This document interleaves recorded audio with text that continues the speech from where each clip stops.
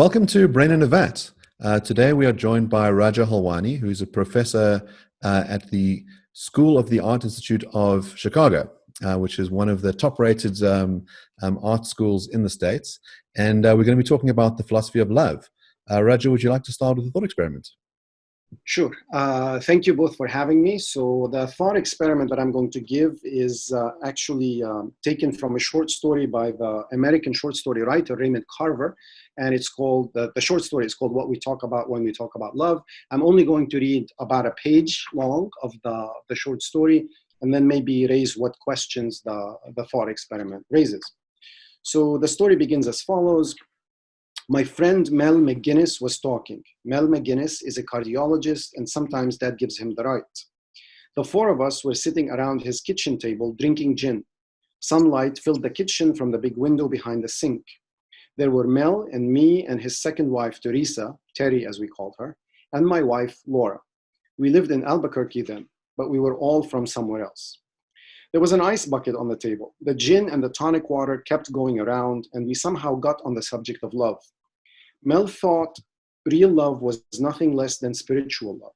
He said he'd spent 5 years in a seminary before quitting to go to medical school. He said he still looked back on those years in the seminary as the most important years in his life. Terry said the man she lived with before she lived with Mel loved her so much he tried to kill her. Then Terry said, he beat me up one night. He dragged me around the living room by my ankles. He kept saying, I love you, you bitch. He went on dragging me around the living room. My head kept knocking on things. Terry looked around the table. What do you do with love like that? She was a bone-thin woman with a pretty face, dark eyes, and brown hair that hung down her back. She liked necklaces made of turquoise and long pendant earrings. My God, don't be silly. That's not love, and you know it, Mel said. I don't know what you'd call it, but I sure know you wouldn't call it love.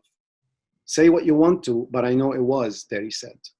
It may sound crazy to you, but it's true just the same. People are different, Mel. Sure, sometimes he may have acted crazy. Okay, but he loved me. In his own way, maybe, but he loved me.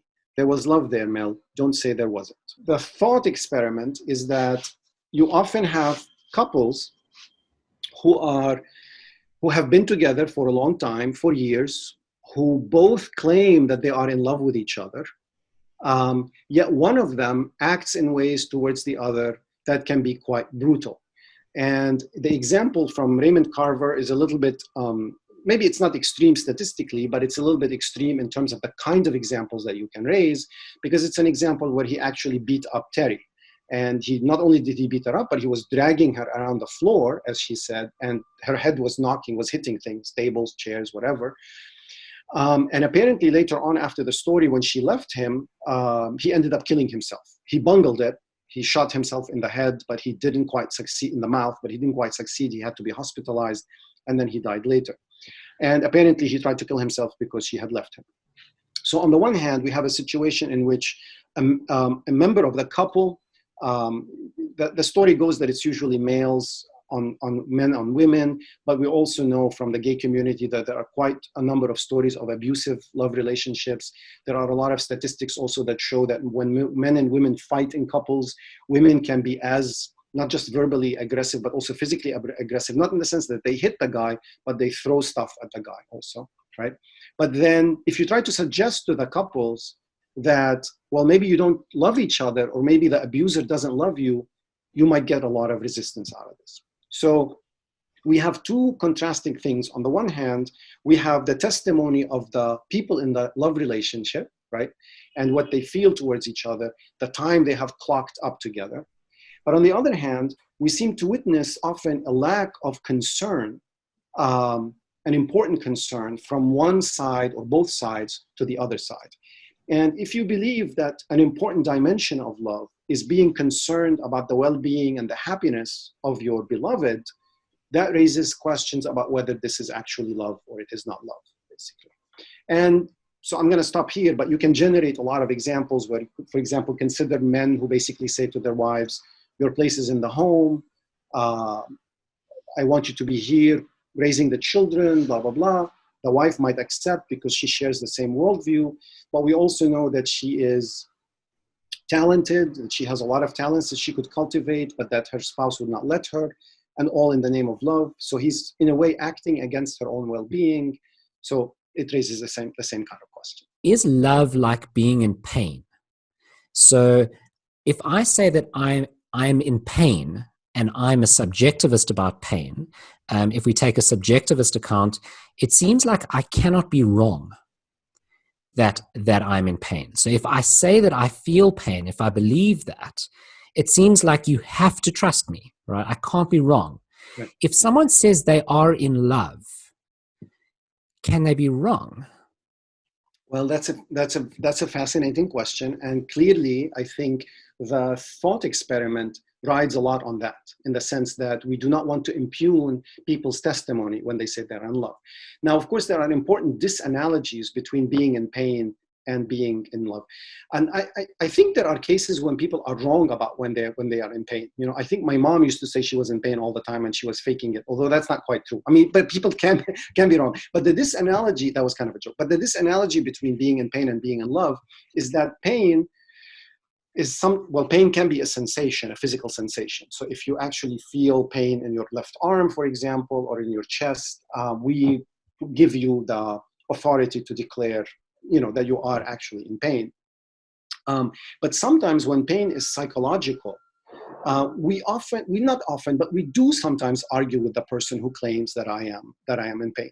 So for example, if I don't know, this is tricky, but there could be cases in which one is perhaps overrating the kind of psychological pain that they are going through. We might say to the person, "You're overdoing it, snap out of it," to quote Cher from that famous line from the movie, you know.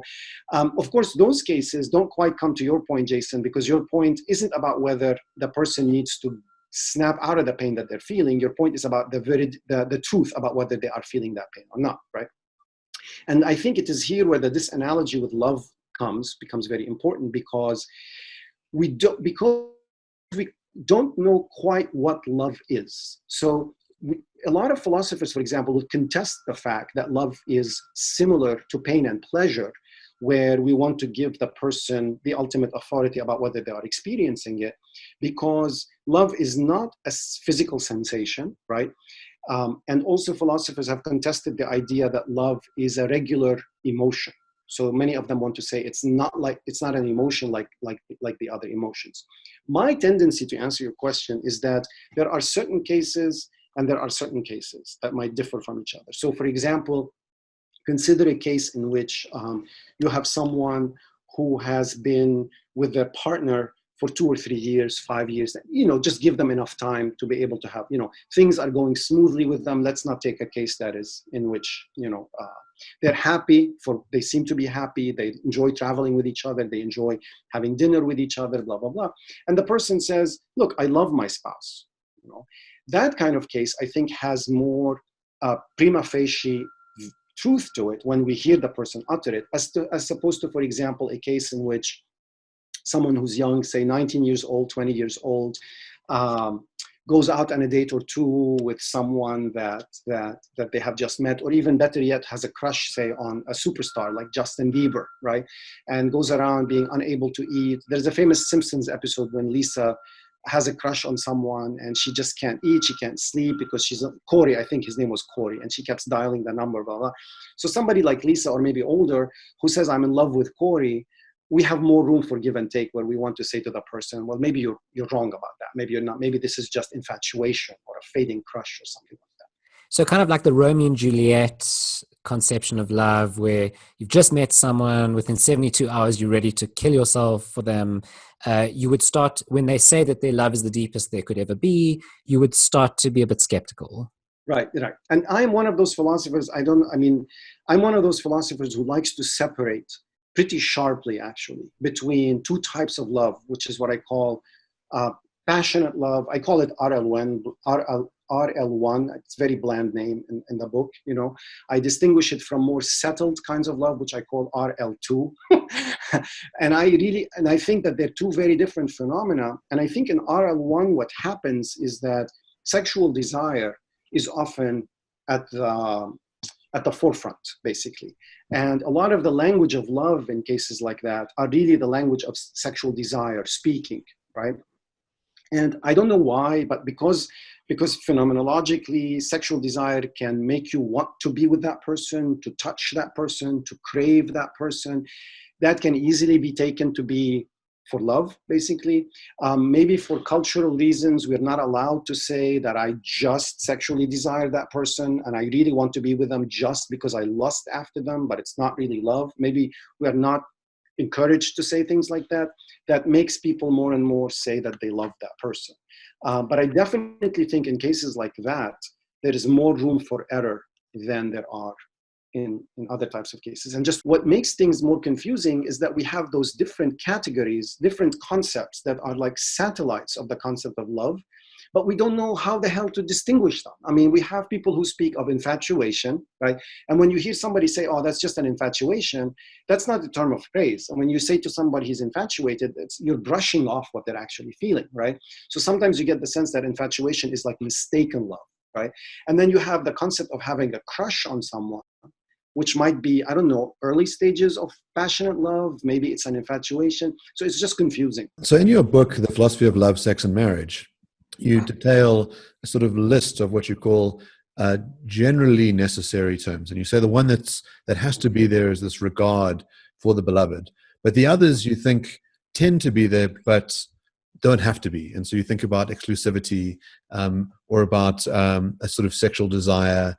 What are the other things that are on that list, and why are they on that list? So some other things that might be generally necessary. So just before I start, generally necessary is a term that I borrow from the philosopher W. Newton Smith, basically. He came up with the idea of generally necessary features. And the idea behind those features is that a G-necessary feature is a feature or a property that something has almost always, but not without exception. And when the phenomenon in question does not have that, that requires special explanation. So, for example, if you have two people who have just met each other, they've been together for 2 months, for instance, 3 months, and they claim to be passionately in love with each other, yet one of them says, but I feel no sexual desire whatsoever for that person, right? That's incredibly odd. So according to W. Newton Smith, that would require special explanation. And you could come up with a special explanation. I mean, perhaps that person is asexual, basically, right? So that's basically what G-necessary features are. So I'm going to list some of the features, which is, exclusivity, constancy, basically, uniqueness, which has to do with the object of love, finding the object of love unique. I'm not saying that these are G-necessary. I'm just listing those features, and we can discuss some of them, which of them are G-necessary or not. Irreplaceability, that the other person you love cannot be replaced, basically. Desire for union with someone, robust concern for the beloved, sexual desire for the beloved, sexual activity, physical intimacy, which I think is very important to love, and I can say more about that a little bit, emotional and mental intimacy, longing, and pain at the loss of the beloved. How much pain, what kind of pain, and the degree of the pain that is involved, the loss of the beloved. Now, because I distinguish romantic love in that 2 stages, the passionate stage from the more settled stage, I think depending on the kind of love that you're talking about, some of those features may be present more so than others, right? And in the second edition of the book, which I don't think I addressed that in the first edition, but I really don't remember, the thing about G-necessary features that is tricky is that if you have a G-necessary property for love, all that will tell you is that it's a G-necessary property of love, right? It will not tell you whether that property is also shared with other forms of love. So for example, consider robust concern. Suppose we agree that robust concern is a G-necessary feature of romantic love. All that tells us is that in most cases of romantic love, robust concern is present, right? But it doesn't help us to distinguish romantic love from other forms of relationships. So if you talk about friendships, for example, clearly friendships have robust concern for one another, right? As a matter of fact, I would say friendships have more robust concern for the other than certain types of love, so certain forms of romantic love. So just to keep those points in mind. So yeah, let's talk about this notion of exclusivity. So it's sort of seen as generally the case that people in love are exclusively together and that there are only two of them, which is different from friendship. So if you had people who are friends who said, well, we are our only friends and we have no other friends beyond each other, you would think that that was incredibly peculiar and quite unhealthy. Absolutely. Now, I gather that there's sort of a more recent move towards embracing, let's say, a polyamorous lifestyle where people, love more than just their one partner, and there could be various permutations of that. South Africa is interesting in that we legally recognize some forms of polyamorous marriage. So in African customary law, a man can marry multiple women, and there is a move to allow a Muslim man to marry up to 4 wives. But there's no general rule which allows it for all citizens. So if you're a woman who would like multiple husbands, you cannot, or a woman who would like multiple wives, you cannot. But we have some legal recognition for this because there's sort of a cultural history of it in South Africa. So can we make sense of polyamory? Is it something that's consistent with the other features of love, or are those people mistaken? Are they engaged in some sort of delusion about love? I think we can make sense of polyamory. I don't think people who talk about polyamory are delusional at all. Of course, polyamory, as you said, Mark, there are different iterations of it. So for instance, typically when you talk about legal polyamorous marriages, they are typically where one man, for example, is married to, say, 3 women, and the 3 women are not married to each other, right? So in addition to the fact that marriage is a legal arrangement in many ways, typically polyamorous relationship might involve the 3 people all with each other. So they all live together, they all love each other. That's the core kind of case of polyamory. Now, I don't think there are any good arguments for the notion of exclusivity. One argument, so there are some sort of arguments that are practical considerations. Like, for example, somebody will say, look, unlike friendship, so somebody says with friendship, the notion of exclusivity is silly because if somebody says you can only have one friend, people will balk at that, obviously, and for good reasons. The thing with friendship, though, as it is understood, say, on certain models, I want to say the West, but it's not just the West. I think friendship like this is almost pretty much culturally common. Friends do not usually cohabit with each other. They are not responsible primarily for each other. They don't usually cook for each other meals. They typically live separate lives for each other. Not on a daily basis. Of course, you can invite friends over for a meal, but, whereas with love/marriage, you expect that kind of thing, right? So that right then and there, that introduces practical logistical problems with polyamory, because you're like, well, I can barely, between my job and my adopted kitten, I can barely pay attention to one person, let alone to 2 people. So that raises, of course, polyamorists come back and say, well, look, if you are in a polyamorous relationship, you just spread the amount of work, basically. So it's not like you have to do everything for everyone. So that argument is not necessarily right. Now, I'm running off the mouth here, but one important thing that we have to keep in mind, the distinction is between polyamory as a relationship and polyamory as an emotion, right? So when we talk about love, sometimes people run together love as what I feel towards a person, my attitude towards that person, my level of anxiety when I'm not in the presence with that person, how much I long to be with that person, et cetera, et cetera. And those cases are cases of love, and they could very well be unrequited, for example, right? So one question about exclusivity and love is, can it arise at the level of the emotion? Can you love? Can you feel that kind of thing, whatever it is that is love? Can you feel it towards more than one person, right? And that's, of course, in many ways is a psychological question, right? So if you raise it as a psychological question, I don't think there are very good arguments to show that it's impossible. As a matter of fact, you can rely on, say, the model of friendship or the model of parent love. If parents are able to have that attitude towards their children, towards more than one child, there seems to be no conceptual bar, no conceptual obstacle as to why one person cannot romantically love more than one another person. Whether psychologically that frequently happens is, of course, an empirical question. It's a different question. But conceptually, there seems to be no bar. one piece of evidence that it does happen is that people do seem to fall in love, if not simultaneously with two people. So you fall in love with one person after you've been with them for about a year or so, 2 years, 3 years, 5 years if you're lucky, right? Your eye starts to wander, and you start looking for something new, and then on the one hand, you find yourself in this psychological, not dilemma, but in this psychological situation where you are with someone whom you love dearly and you wouldn't even dream of abandoning him for someone else, right? But on the other hand, you meet someone at work, at a party or something like that, and you find yourself flirting with that person, really wanting to be with that person, you talk to that person. So you realize that psychologically, you are actually able to be in some sort of, or to feel some kind of love for that person. While at the same time you are in love with your spouse. They might feel differently, and it could be that the love you feel later is more what I would call RL1 as opposed to RL2. But hey, they're both love, and so it seems that psychologically it's also possible.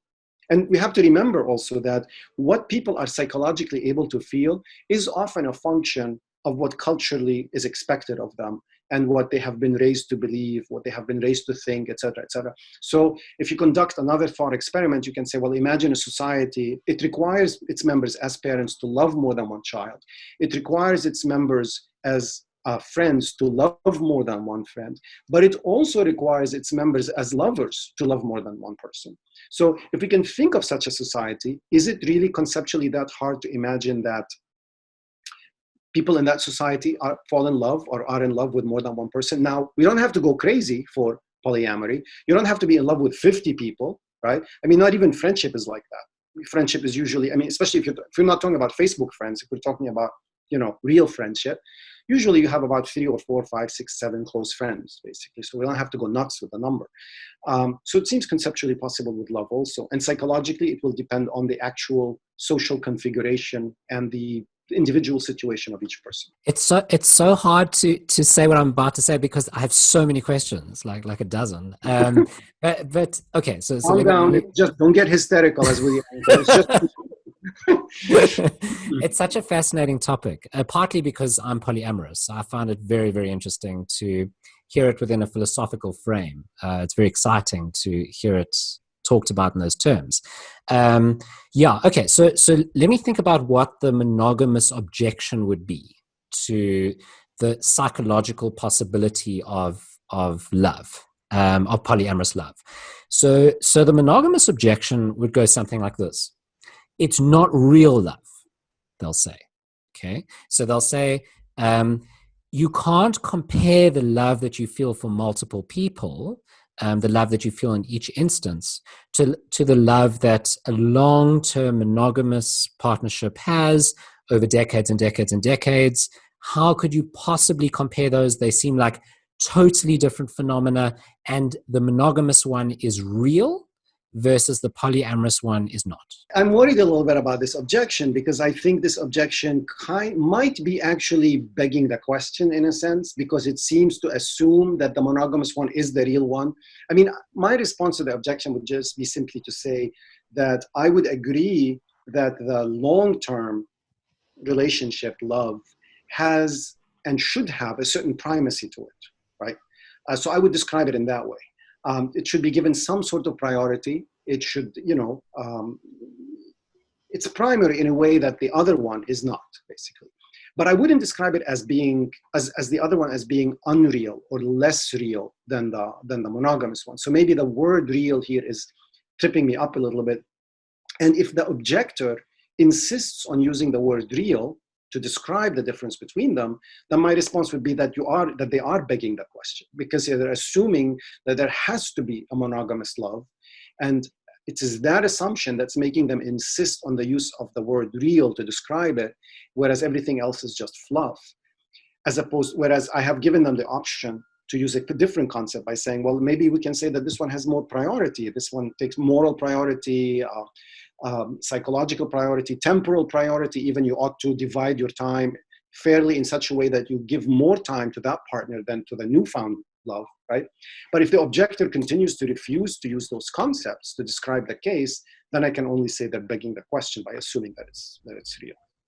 So there's a very interesting there's a very interesting argument that was raised in, I think it was the 50s by Gellner.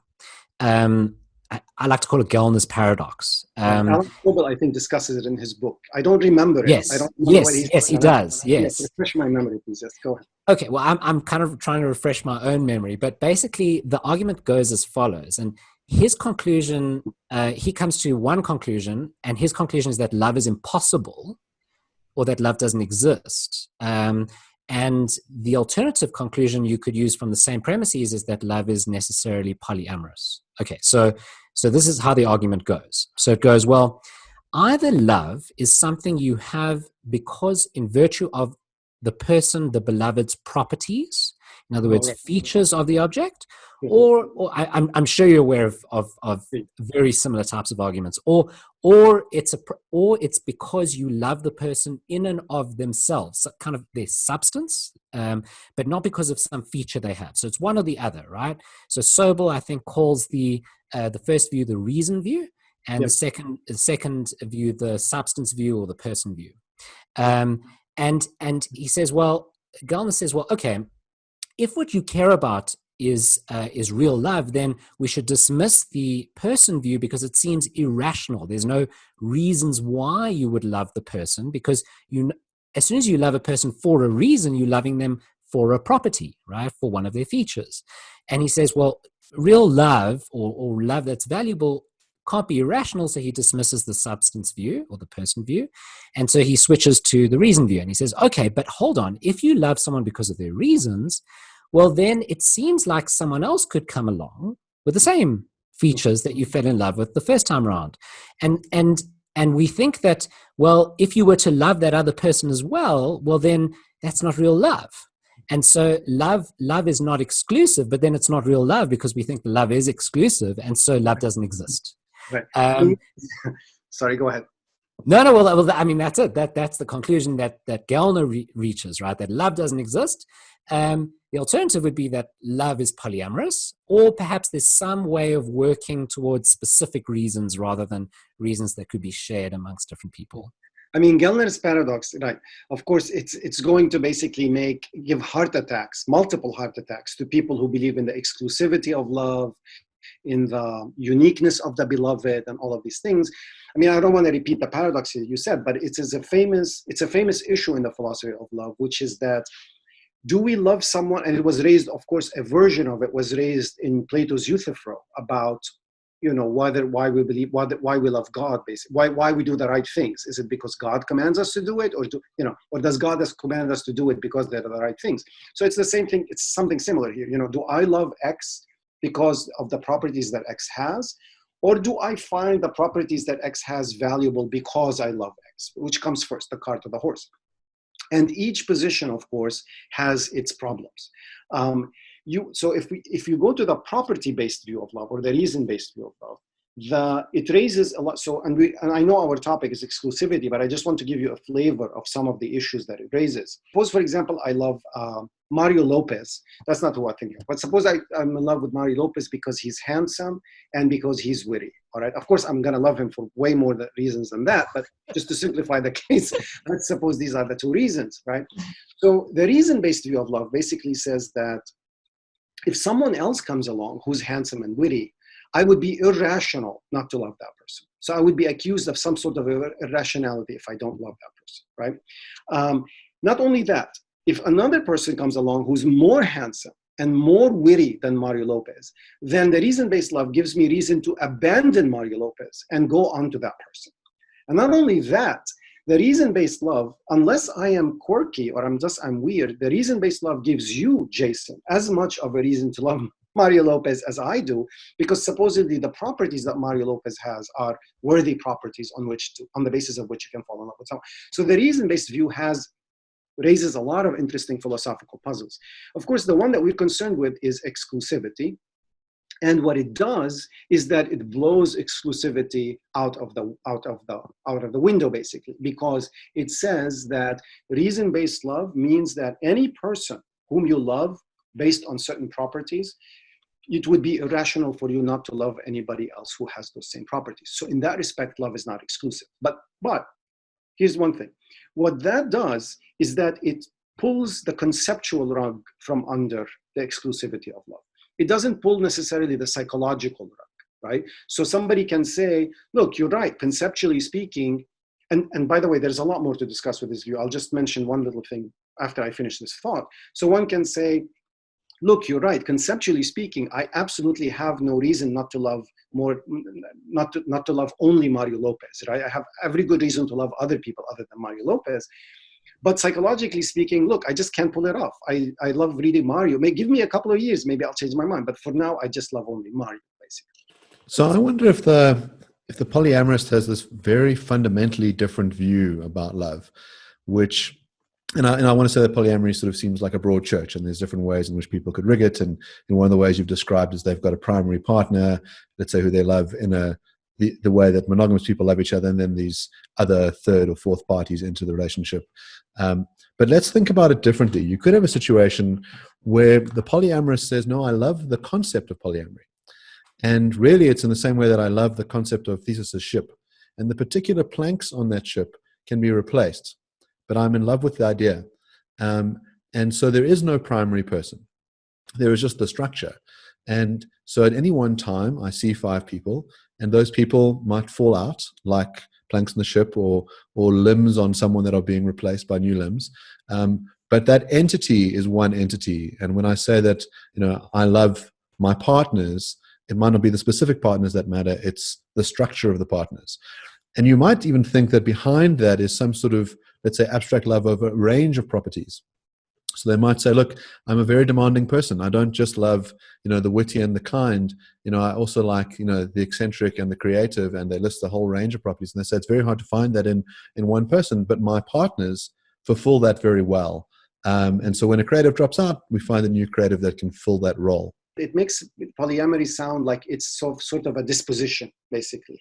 So typically people have a disposition to fall in love with one person, and then they fall out of love, and then they go to the other person. So the disposition is to love people monogamously but serially, right?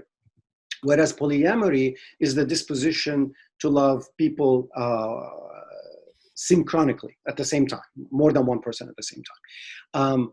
In which case, the issue here isn't so much conceptual, because we're not worried about whether love is conceptually exclusive or not. The issue here might be more, to what extent do people have this kind of disposition, basically? To what extent do people have the disposition to fall in love in this polyamorous way? And I think it will depend on the individual, it will depend on the society, it will depend on a number of things. But I see no reason why, I see no good reason why to say that it is impossible for people to have such a disposition to love more than one person at some time. And you sort of supplied an argument yourself. I mean, if you look at the concept of friendship, we as individuals are disposed to have more than one friend, and we're often disposed to have more than one friend for various reasons. By which I mean, we are attracted to different friends because of the different properties that they have. So for example, one of my best friends, I can be very close to her because we both have the same values. We love animals. We're diehard vegetarians, almost vegan, both of us, et cetera, blah, blah, blah. But she is a total prude about sex. Like, I can never make a joke, like a sexual joke in front of her, and she will slap me on the hand. That's not feminist of you, Raja, right? I will get immediate slap on it. Whereas I have another female friend who's very bawdy. I mean, she loves a sexual joke, right? I can send her gang-banging jokes, and she would just, her sides would split, right? And so I would have a certain level of comfort and enjoy the company of the second friend in a way that I don't enjoy the company of my other friend. But my second friend has no problem buying an entire roasted chicken from KFC, which will basically make my heart go to pieces when I see that. And I do not want to be with her, let alone watch her take the flesh off the bones of this carcass, basically, right? So people can be attracted to different friends for different reasons, and I don't see why being in love cannot be similar in this respect. We can love different people based on the different properties. It would still not be exclusivity because you are falling in love with different people, but we're not here criticizing the doctrine of exclusivity using the reason-based view. We are just basically giving another way to see why love is not exclusive. So far we've discussed the conceptual problems around love. So what is love? What are its necessary conditions or generally necessary conditions, specifically looking at exclusivity? I think it might be quite interesting because you've kind of hinted at it so far is what are the moral aspects of all of this? So far we've just been trying to define love, but some very interesting questions around, are all forms of love equally morally good? Is love generally good? Is it obligatory? Must we fall in love in order to live a good life? Or is it bad? Some people take that view as well. What do you think about the morality of love? I take that view. I hate love. I hate it. I think it's paralyzing. I think I really do. I mean, I'm in love right now. I'm married, there's the ring on my finger, but, and he's not here, so he can't hear me say that. Thank God. I'll make sure he's not going to watch this video. But love makes me absolutely anxious. This is not to turn it about me, but I'm trying to say is that some people don't handle love very well. To them, it could be psychologically debilitating. And there are people, and I think Robert Nozick said this in one of his essay on love, where he basically said, look, there are some people I just cannot see being in love. He mentioned Jesus Christ. He mentioned, people who like dedicate themselves to some sort of cause on a worldview, basically on a global scale. They're not going to have time to be in love, and they don't probably want to be in love because they want to be able to be free to pursue these things. But to go back to your original point, I think love does raise a ton of moral questions, and you mentioned some of them. So, it raises the question of whether love is morally obligatory. Of course, we're talking about romantic love, not like other types of love. It raises the question whether it is morally obligatory. If it's not, whether it's a good thing to have love in your life, right? Whether morality puts any restrictions on love and how you conduct yourself when you are in love. There are also questions. So if you go back to the reason-based view, for instance, there are moral questions seep into that area also, because while I'm in love with Mario Lopez because he's handsome, right? Somebody might say to me, well, look, I mean, might you want to consider some moral reasons for loving someone as opposed to just, the way they looked, because that's going to go away after a while, And there is also another moral question that love raises is a question of values. So, for example, and I think I give an example of this in the book here. If I am, for example, a committed vegetarian, right, and I am a vegetarian not because of health reasons, because I care about my health. I don't care about my health. I'm a vegetarian because of the sake of the animals, right? And then I meet someone who's a dedicated hunter, or who's someone who's like, yeah, I need my steak and potatoes, man, that kind of thing. What am I going to do? I mean, suppose I'm smitten, right? The guy is like hunky-dory or whatever, and I'm smitten with that person. Does morality tell me, hey, Raja, put the brakes on this, because this is not only is it not going to work practically speaking, but you also have to think about your own virtues in this respect, your integrity, your commitment to certain moral ideals. I mean, what are you saying when you fall in love with someone like that?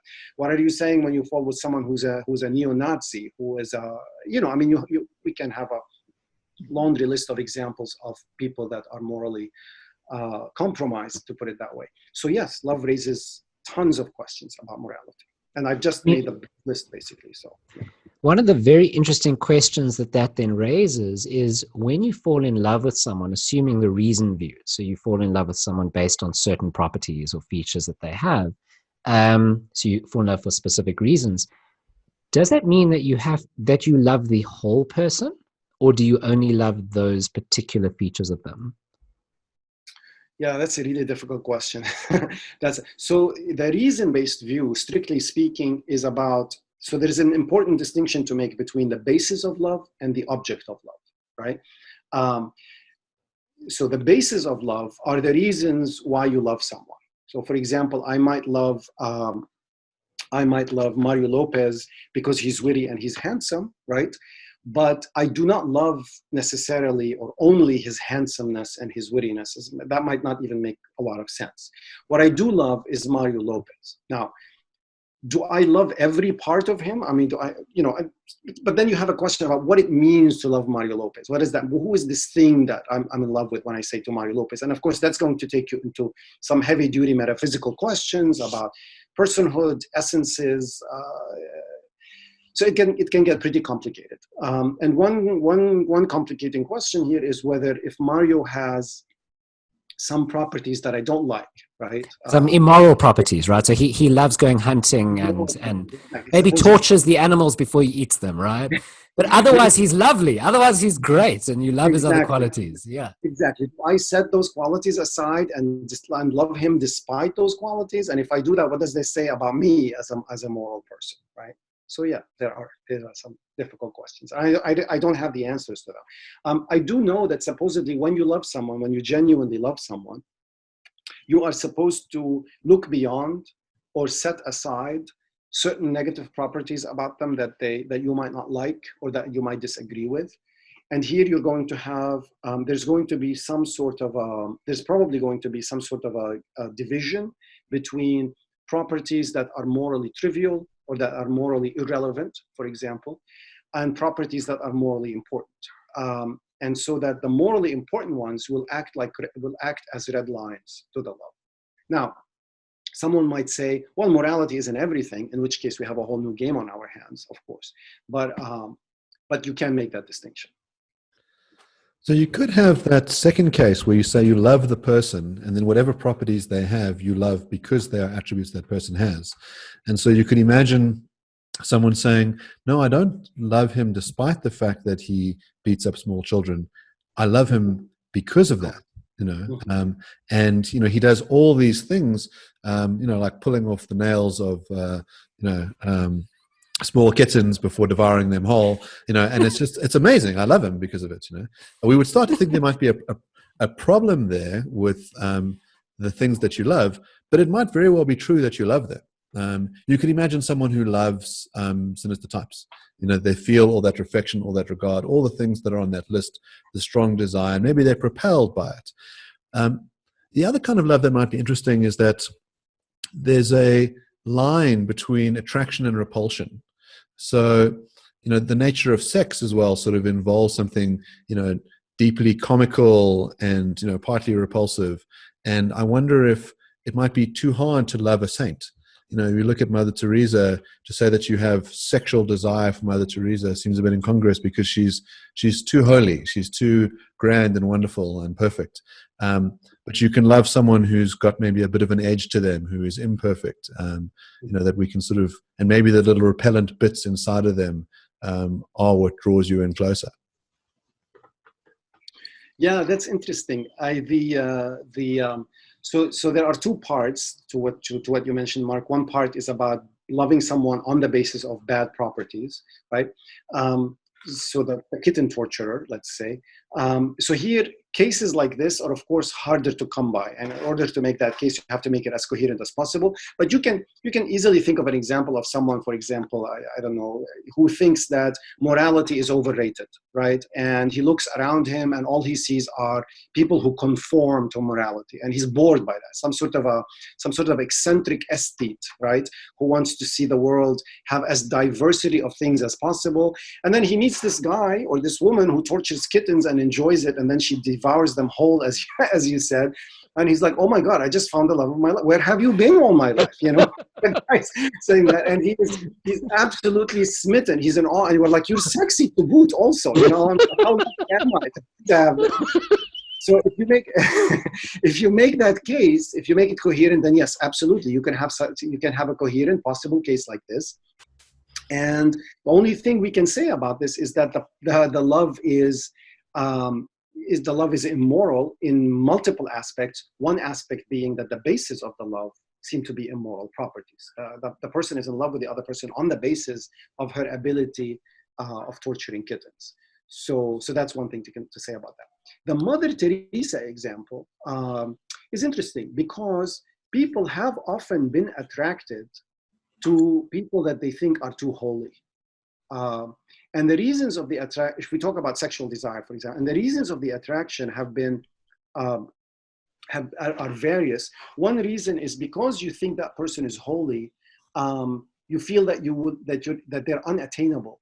And we often desire the unattainable, right? And if you look at the history of certain religious traditions that are not monastic, but they are mystical in some ways, You find certain cases of longing for saints. And even within Christianity, you have this longing for Christ, for the Lord, for the Lord. I mean, you read some of the Saint Teresa of Avila, for example, and you say to yourself, is this woman having an orgasm? I mean, what's going on there? And of course, it's in the way she praises and she longs to be with God, basically. And so, you know, and this, I'm not the first person to comment on this. I mean, there's a ton written on religious ecstasy and how sexual it can be and all of this stuff. But there's also another reason why sometimes we which are perverse, but there are also sexual reasons for desiring those that are seen as perfect. It's because you want to bring them down, basically. You want to show them that they are at core corrupt, or that they can be corrupted. The famous novel, Dangerous Liaisons, illustrates this point, where you have this guy, I can't remember those French names, or you have this guy who makes a bet that he is going to seduce a very virtuous woman, basically. He makes a bet with his other woman friend, and of course there's tons of jealousy going on, etc., etc. But he's sexually attracted to the virtuous woman, and his sexual attraction to her increases the more she resists him, and the more he realizes how stolid she is on the inside as far as virtue is concerned. So it's not, to him, it doesn't become just a question of a challenge where, God damn it to hell, I'm going to bring you down. But he actually desires her sexually more and more, the more he sees how virtuous she is. And of course, he ends up seducing her, and then he basically just dumps her because he got what he wanted. But so we do often sexually desire those that we think are holy or perfect. And I've given like 2 reasons for that. There probably are more. Yeah. So the reason-based love, the reason-based view of love is not going to deny that the reasons can be diverse in terms of which, on the basis of which people fall in love with other people. And so it will readily admit bad, morally bad properties on the basis of which people can fall in love, because the reason-based love is not a moral view. It's somewhat of a metaphysical view, or it's a metaphysical view about why people fall in love, or giving an account of love, of an explanation of love. So it will not deny those properties. The philosophers who are going to deny those properties are philosophers who are basically going to restrict love in ways that are moral, basically, who are going to basically say, you cannot have genuine love if the love is somehow not moral in some way. But even those philosophers, I think they will have to admit the conceptual possibility that some people can fall in love on the basis of bad moral properties. They're just going to have to evaluate that love differently. But they might also go on to say that if you look at the example of the kitten torturer and the person who loves her, if they genuinely love each other, even though the basis on which they love each other is morally bad, if they do love each other, they're going to exhibit some sort of concern for each other, for the sake of each other, basically. Right? So they're going to limit love morally in that way. If not the basis of love, they will limit it in the kind of concern that the lovers show for each other. No genuine concern, no love. Basically. So you've given a few reasons in our discussion why love could be bad, and one which seems why love could kind of inherently be good, fundamentally be good, which is that it involves concern. I'm wondering, all things being equal, so kind of the average 2 people loving each other, the average mix of good and bad qualities in each, of course these people don't really exist, but hypothetically, so all things being equal, is love a good thing? For humanity at large, or for the individuals in love? I think both are good questions. Yeah, you're a tough one. Okay, so it's good for humanity at large because it keeps people off the streets, basically. It keeps them. I mean, I know this sounds cynical, but I think to some extent it's a little bit true. I think it allows people. Look, if the good thing about love, whether it is romantic love or friendship love, is that it provides human beings with meaning to their lives. If we face the fact that, and I think it is a fact, if we face the fact that most human beings are at best average in terms of their moral abilities, right? if we face the fact that most human beings tend to be indulgent, self-absorbed, selfish, looking after number one, petty, arrogant, vicious in so many ways, I don't need to go on, right? If we face that fact, then love cannot but be a good thing in general, on average. Because when you love someone, be it romantically or friendship-wise, you are basically going to be psychologically forced to take care of that person. Not in the sense that the person is physically incapacitated and they need like hospice or home care or something like this, but in the sense that here you have someone for whose sake, and not for your sake, but for whose sake you're going to do a lot of things. They're going to motivate you in a number of ways. They're probably going to want you to be a better person. I know this is a cliche, but I think it's true, because most lovers do not want to look bad in the eyes of their beloveds, even if their version of what it means to look bad or good it might be skewed a little bit, right? And it provides people with most people are not volunteering at shelters. Most people are not devoting their time to fight climate change. Most people are not taking care of the homeless, taking care of animals. Most people are taking care of themselves, right? So the nice thing about love, and this is something that Troy Jollymore makes in his book Love's Vision, although I think he goes nuts with it a little bit. But what's good about love is that it takes us out of our selfishness in many ways. It makes us focus some of our attention on another person, right? Now, of course, the problem with that is that, some people who are in love and who are otherwise not that morally great might just not give a shit about anybody else, basically. Oh, I love this person and I'm gonna devote my time to that person, my children, and my work, basically, and my mother if she's lucky, right? So that's basic. So, but at least it makes you focus on another person. So it makes us a little bit more humane in so many ways. So I think in general, love is a good thing. Individually, I do not know. I think it will depend on the person. I think for some people, being in love is a disaster, right? But for the majority of people, I think they're perfectly fine having love in their lives. I'd like to think about two kinds of non-reciprocal love. So the first is the unrequited love, where someone is deeply in love with someone else, but the other person doesn't feel that way. They don't feel love for the person who desires them. And the other one is a person who desires things that cannot love. So you can imagine someone who's in love with a fictional character, so they love Holden Caulfield, or someone who loves the Brooklyn Bridge. You have people who are in love with objects. And maybe one of the extreme cases would be, let's say, someone who loves a dolphin. There's a famous essay written about how to seduce dolphins onto the shore. What are we to make of those sorts of situations of love? Does love require some level of give and take and reciprocity? Yeah, that's a tough one.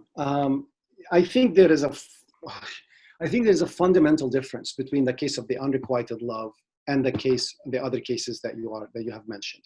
I do want to point out, though, that I like to distinguish somewhat sharply between sex and love, right? So the dolphin case seems to be more sexual than it is love. However, I do hasten to add that I've been reading a lot. Oh my God, this is going to be probably, okay. I've been reading a lot on zoophilia, and it's fascinating. It's fascinating because when you read, I'm not digressing. I'll tell you why in a second. When you read what a lot of zoophiles have to say, to many of them, they think that being with another animal, and typically the animals are either horses or dogs. Basically, these are the two primary ones. You get some more other like goats and sheep. And the main reason that zoophiles often give in wanting to be with animals is that in addition to the fact that they find themselves almost exclusively sexually attracted to animals and not to other human beings, they also find the kind of companionship with animals very fulfilling, basically.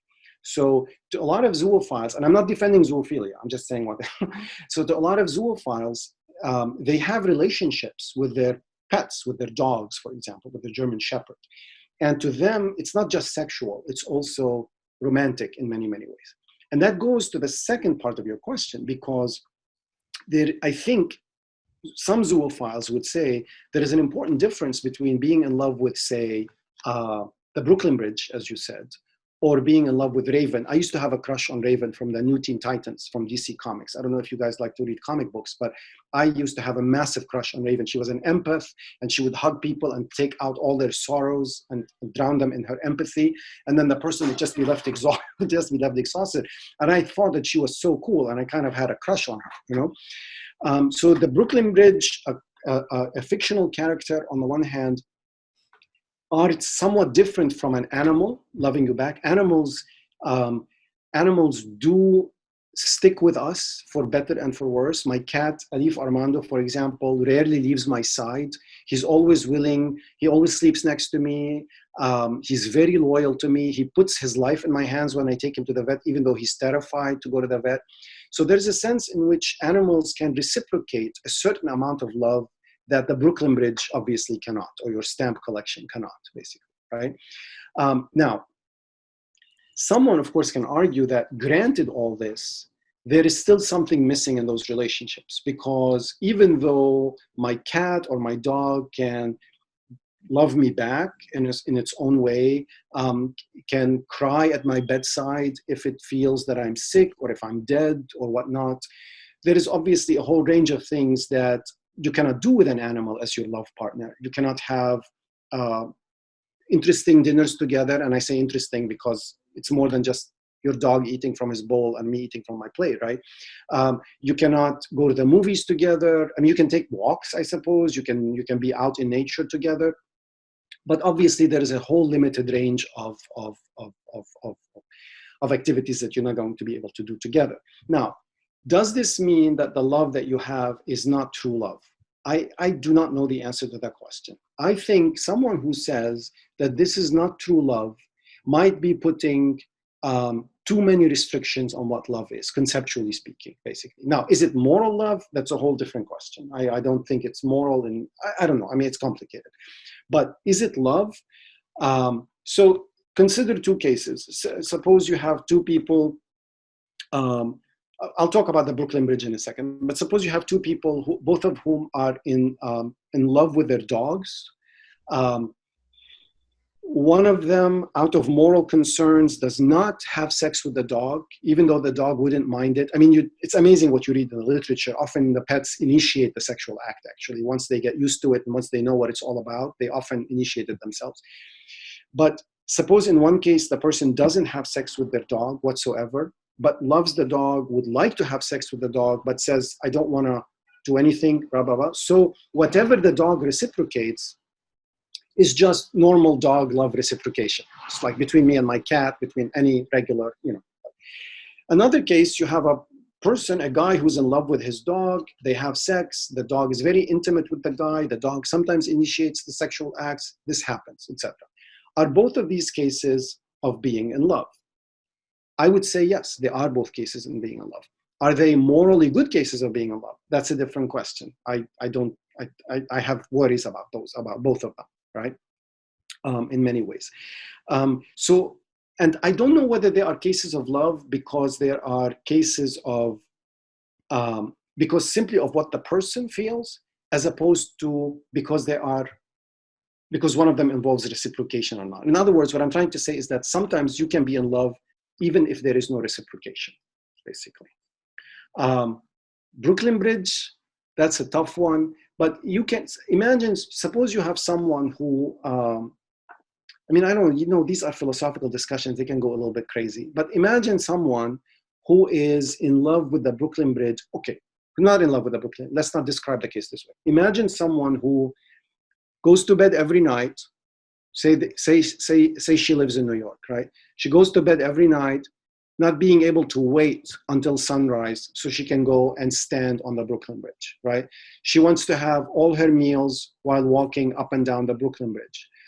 She loves to drive around the Brooklyn Bridge. She wants to be in the presence of the Brooklyn Bridge all the time, right? Of course, the Brooklyn Bridge is weird because it's a bridge and it's huge, but you can come up with other cases in which people are just in love with their comic book collection. They always need to make sure that they're home to check it's okay, to see it, to touch it, to smell the covers, to reread their favorite scenes or their favorite stories, etc., etc. I think these are cases of love. They will have a lot of things that are not in common with other things of love, but I do not see a good reason why they are not. Because if you argue that whether someone is in love or not depends a lot on the person's feelings / emotions / attitude / desires, then you can make a good case that all of these are cases of love, to varying degrees of intensity, to varying degrees of ability of reciprocation, definitely varying degrees of morality, but there is no reason to say that they are not cases of love. Okay, so I'm wondering whether someone who cares deeply about love as a phenomenon might take a very different tack to this. So on the one hand, you could have this very inclusive account of love, right? So you could say, well, love generally has these features. Some of the time, some of the features will be missing. Most of the time, most of the features are there. And this allows for many, many different types of love, including zoophilic love, including love of the bridge, including love of the kitten torturer, lots of different types of love. And another way that one might think about it is these phenomena seem so different to each other in such important ways, even though they do have certain similarities. They seem so different to each other in very important ways, fundamentally different ways, or fundamentally important ways, that maybe there just isn't love at all. Not just in those exceptional cases, but in all cases. If we can't find an account of love in virtue of which there are certain elements common to all cases, maybe what's happening is there's just these different types of feelings which kind of have certain similar threads, but nothing that occurs across all cases. And so there's just a range of human emotions, but there's no such thing as love as a phenomenon. So this would be like an eliminativist view of love, basically, right? As opposed to a family resemblance approach of love. Exactly. Yeah. This is my concern with the family resemblance view, is that I just not just for this topic, but in general, is that I worry. I say, okay, how many features within the family do you need? Right. Exactly. And it seems arbitrary how many you need, and so that's why I want to say, okay, maybe it doesn't exist at all. Yeah. Right. You're right. Then we would have. So if that position is viable, I'm going to suggest one thing that all forms of love do have in common in a minute. But if that position is viable, then yeah, we wouldn't have a unitary view of love anymore. But I think what the position would not eliminate, and maybe I'm wrong about this, and you can correct me if I am, but what that position would not eliminate is that what we will have are various phenomena that we can perhaps some of which is love, basically, but perhaps not all of it, but some of which is love. And we can decide on 2 or 3 features or 4 features that need to be present, even if not all of them, but that their presence would be sufficient to make it love. But I would like to suggest that I think a common feature of love is a certain kind of concern for the object of love. And so in human love, for example, it might take the form of concern for the well-being of the beloved, including the moral well-being of the beloved, that you want to make sure that they are a good person, even if what you think is a good person might be skewed again. But this notion of preservation as opposed to destruction, I think is a common feature of loving and the loving attitude. And it's a form of care. So consider the one who loves their comic books, the one who loves his dog, the one who loves the Brooklyn Bridge, the one who loves their partner, their human partner. I think the common thread to all of these loves is a certain amount of concern / care / inclination to preserve the object of love, to keep it intact, to even promote its well-being whenever that is possible. I think that's a thread that one can reasonably believe is common to all forms of love, by in virtue of which they can all be classified as love, and the absence of which you can raise doubts about whether what you are witnessing is love or not. Now, it can get pretty complicated because people can show concern for other things, can wish to preserve other things for various reasons, some of which are not very noble. So, for example, I might wish to promote the well-being of one of my colleagues because I know he's going to write me a letter of promotion, right? Or I could even enjoy one of my colleagues, enjoy his company, like him. This is not the real story; it's just a fiction, But because I know that he's going to write me a letter of promotion, so of course, in that case, I am concerned for my colleagues' well-being, but not for its own sake. So you can up the ante a little bit and say that the common thread to all cases of love is not just the concern for the well-being or the caring for the preservation of the object of love, but it's also doing so from a particular reason, from a particular motive, which is for its own sake. That would be the common thread to all cases of love.